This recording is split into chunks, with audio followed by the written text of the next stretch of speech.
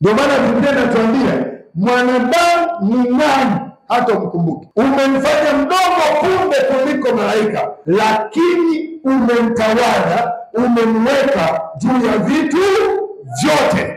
Wewe uko juu ya vitu vyote. Wasiookoka walie eti kwenye biashara kuna chuma ulete, na wewe uliyookoka ulie kuna chuma ulete. Yaani chuma ulete haja achukue hela zako, wewe uliyookoka unatoa fungu la 10 na askofu na maaskofu wanaomba maombi mazito kama haya. Nimesikia hapa unatoa fungu la 10 na unafahamu kabisa kazi ya fungu la 10 ni askari anayelinda ndoa yako, ni askari anayelinda biashara yako, ni askari anayelinda kazi yako, alafu kichari hela zako zichukuliwe. Inawezekana? Nauliza tena, inawezekana? Haiwezekani. Wasiookoka wanalala usingizi. Wewe uliyookoka mchawi na unakuja kukukalia usiku, unaweza kuongea toka uliyookoka. Inawezekana?